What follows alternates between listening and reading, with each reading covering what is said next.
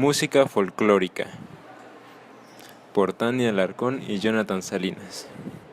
Bueno, primero vamos a ver qué es el folk o qué es la música folclórica. Bueno, el folk es un término que surgió alrededor del siglo XIX para llamar a la música folclórica.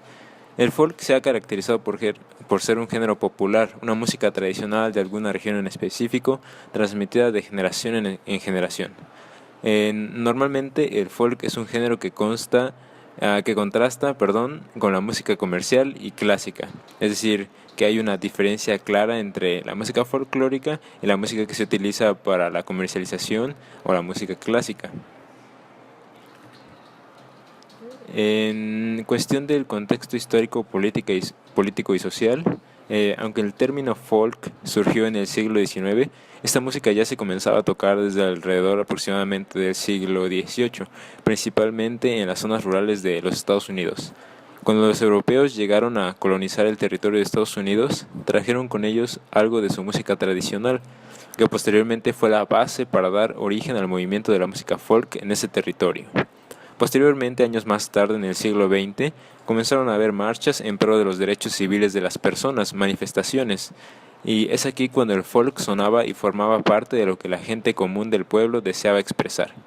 Debemos recordar algo muy importante, que este género era popular, se tocaba entre las clases bajas de la gente común y corriente, campesinos o personas no literarias. Aquí, en el siglo XX, la música folk dentro de la música popular moderna comenzó a escucharse cada vez más por todas partes y algo muy importante es que se basaba en la música tradicional.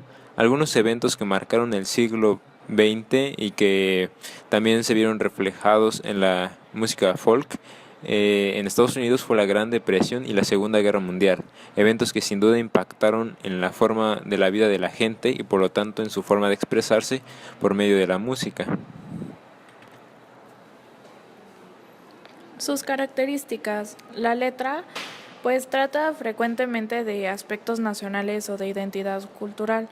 Como antes había dicho mi compañero, eran más que nada como marchas de alguna forma que se hacían, ¿no? Y en la música va variando dependiendo la región en donde se lleve a cabo la música folk. Por ejemplo, es más escuchada por el violín o el bajo, la guitarra y pues nada más. Los géneros que le antecedieron e influyeron. Básicamente se puede decir que la música tradicional europea que los inmigrantes trajeron a Estados Unidos fue lo que más impacto e influencia tuvo en la música folk. A partir de ahí, el folk se fue desarrollando bastante y derivó en subgéneros que mencionaremos más adelante. Es muy importante mencionar que el folk era transmitido por tradición oral y estaba relacionado con la cultura nacional, eventos históricos o personales, Pascua, Navidad, cumpleaños y fiestas, por ejemplo. Muchas de estas canciones, por ser un género popular, no tienen derechos de autor, es decir, son de dominio público. Entonces cualquiera puede usarlas y cantarlas. Las agrupaciones y o cantantes más importantes.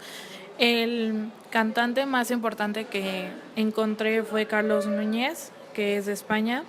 Otros grupos como Agua Viva, Altail, que son de España, The Chieftains, Irlanda, Wolfstone, Escocia y Florida, que es de Chile.